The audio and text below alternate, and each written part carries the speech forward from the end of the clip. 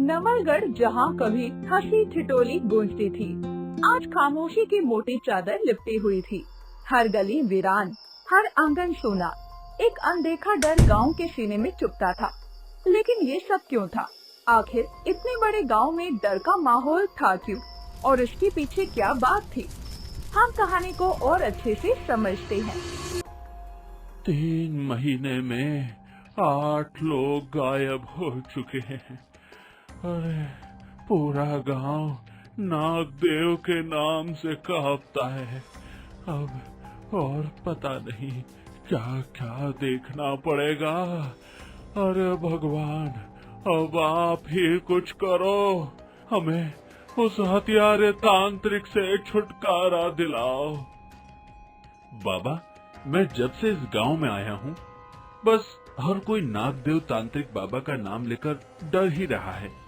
अरे इतना भी क्या किसी से डरना, कोई कुछ करता क्यों नहीं? बेटा, तांत्रिक नागदेव से टकराना मौत को न्योता देना है। तुम गांव में नए हो, अपने किसी निजी काम की वजह से यहाँ आए हो। मेरी सलाह मानो और इन सब मामलों से जितना खुद को दूर रख सकते हो रखो। तुम्हारे लिए वही ज्यादा अच्छा होगा।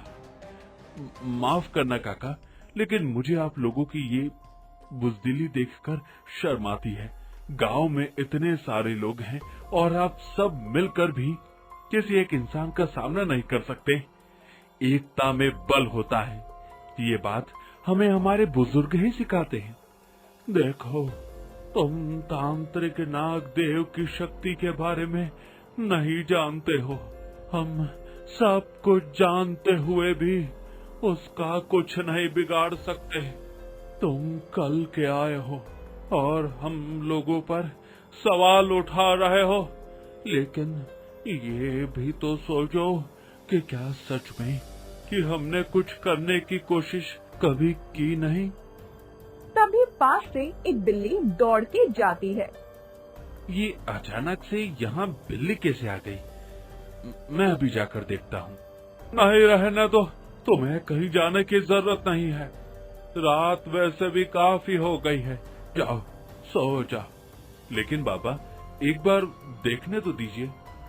नहीं, तुम जाओ और सो जाओ, मैं भी बहुत थक गया हूँ। दीपक नया था, उसे कुछ नहीं पता था कि गांव में क्या चल रहा है। लेकिन दीपक को ये जरूर पता था कि गांव में कुछ ठीक नहीं है। गांव से कुछ दूर एक वीरान गुफा थी।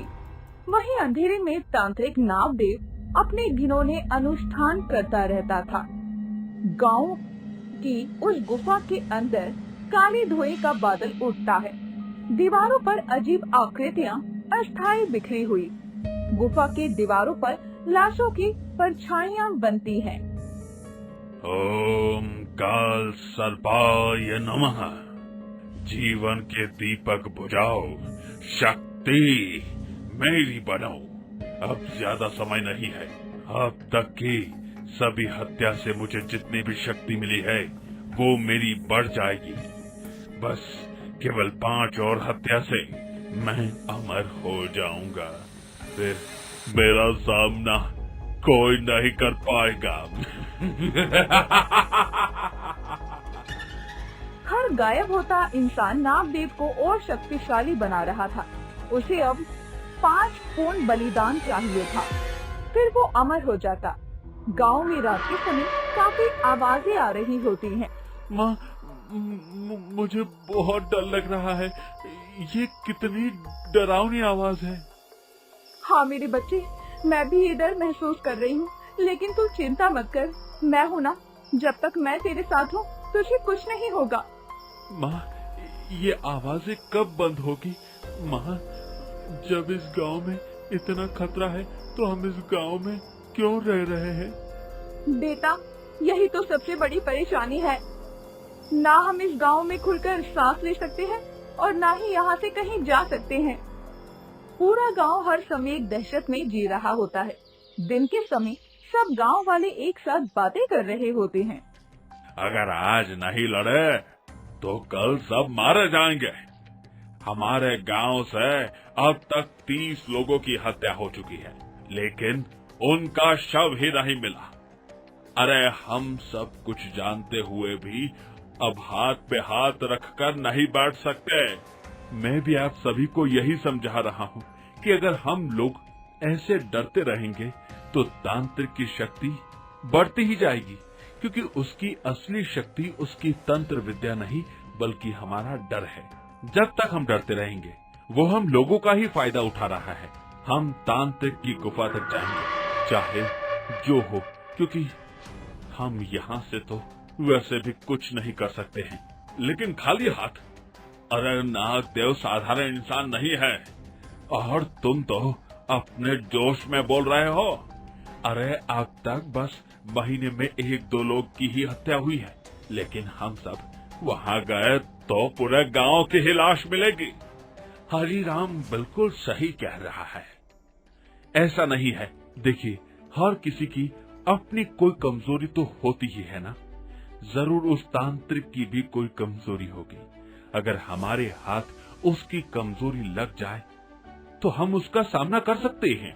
हमें उसकी कमजोरी ढूंढनी होगी, और हम सब फोन वाले वैसे भी खतरे में हैं। अगर हमने उसका सामना नहीं किया तो भी हमारी जान जानी ही है। अरे इससे अच्छा तो हम लड़कर मरे। हाँ मुखिया जी, आप बिल्कुल सही कह रहे हैं। हम कायर नहीं हैं। इतना सब झेलने के बाद भी अगर हम बिना कुछ किए ही मर गए तो हमारे जीवन का वैसे भी कोई अर्थ नहीं होगा। सब गांव वाले आपस में मिलकर योजना बनाने लगते हैं। रात के तीसरे पहर वो गुफा की ओर निकलते हैं। रात एक और गुप्त मिशन शुरू हुआ। हरिराम मंदिर के पुराने खंडर में जाता है। बाबा अच्युतानंद, तेरा ताबीज कहीं तो होगा जितना हमने अब तक पता किया है।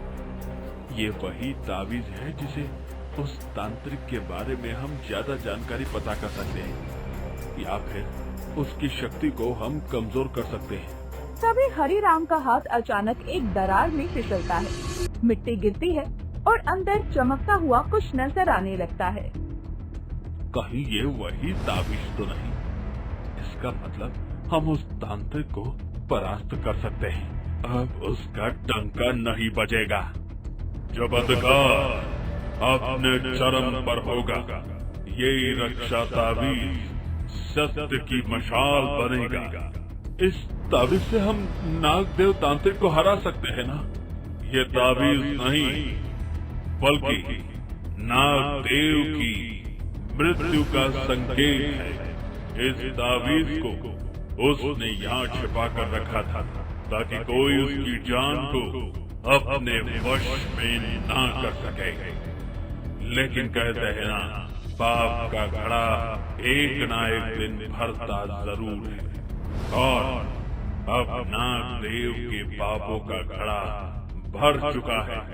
उसका अंत नजदीक है। हरिराम ताबीज को सीने से लगाकर तेजी से बाहर निकलता है। वहीं दूसरी तरफ गांव के कुछ लोग गुफा की ओर बढ़ रहे थे। हर कदम, हर पत्थर, हर हवा का झोंका मौत का संकेत दे रहा होता है। अरे अगर हम पकड़े गए तो वो तांत्रिक हमें न जाने कौन सी मौत मारेगा। मुझे बहुत डर लग रहा है।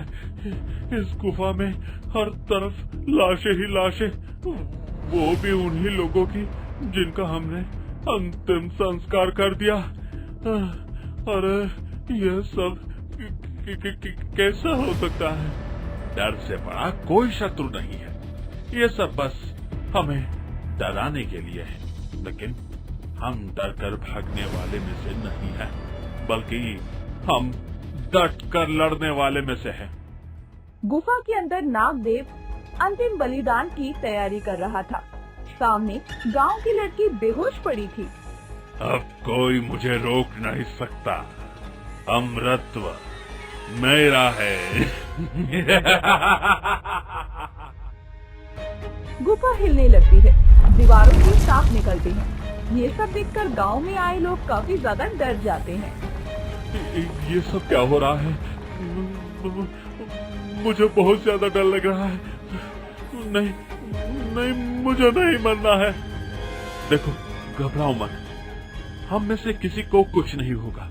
और हम सब ने उस किताब में ये पढ़ा था ना कि अगर आज की रात उस तांत्रिक ने आखिरी हत्या दे दी तो फिर हम उसका कुछ नहीं बिगाड़ सकते।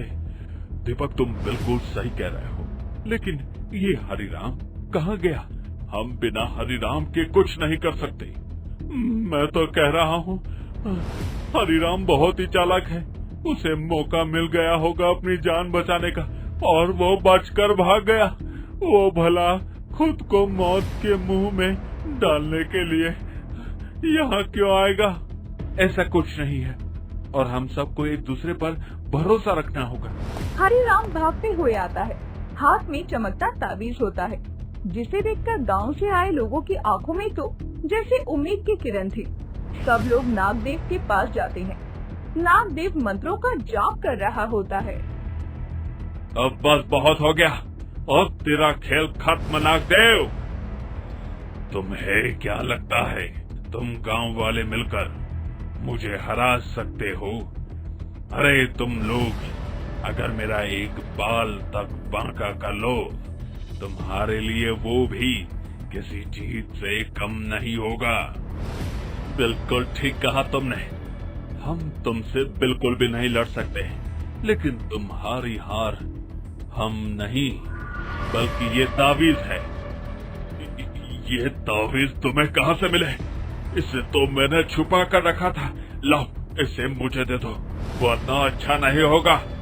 अच्छा और बुरा सोचकर तो हम लोग यहाँ आए भी नहीं हैं। हम तो केवल तुम्हारा यहाँ अंत करने आए हैं। ताबीज की तेज रोशनी निकलती है, गुफा कांपने लगती है। जैसे ही वो ताबीज हरिराम नागदेव के ऊपर फेंकता है, रोशनी नागदेव की छाया को चीरने लगती है। वो तड़पता चिल्लाता पर हारता जा रहा था। अंधकार और प्रकाश का अंतिम युद्ध शुरू हो चुका था। नागदेव जमीन पर गिर पड़ता है। उसके शरीर से धुआं उठने लगता है। नहीं, ये ताबीज इसे मैंने खुद छुपाया था। सत्य और भक्ति को कोई नहीं मार सकता। नागदेव, तेरा अंत तय था। नहीं, मुझे बचा लो। इस ताबीज को मुझसे दूर करो। ये तुम्हारा दर्द नहीं है, बल्कि ये उन लोगों का दर्द है जिनकी हत्या तुमने की थी, वो भी अपने स्वार्थ के लिए। बस ताबीज की किरणें नागदेव को पूरी तरह लपेट लेती है। एक अंतिम दर्दनाक चीख के साथ उसका शरीर राख में बदल जाता है। गुफा भी तहस नहस होने लगती है। सब लोग बाहर आ जाते हैं। सभी गांव वाले एक दूसरे के गले लगते हैं, भावुक होकर रोने लगते हैं। सच में, अगर तुम लोगों ने हिम्मत नहीं दिखाई होती तो उस तांत्रिक का अंत नहीं बल्कि हम में से किसी का अंत होता। पहली बार गांव में इतनी शांति थी। सब काफी खुश थे, जिसके बाद हत्यारे तांत्रिक की कहानी का अंत होता है। अगर आपको हमारी ये वीडियो अच्छी लगी हो तो वीडियो को लाइक और चैनल को सब्सक्राइब जरूर करें और अपने दोस्तों को शेयर करना ना भूलें। साथ ही बेल आइकन प्रेस करें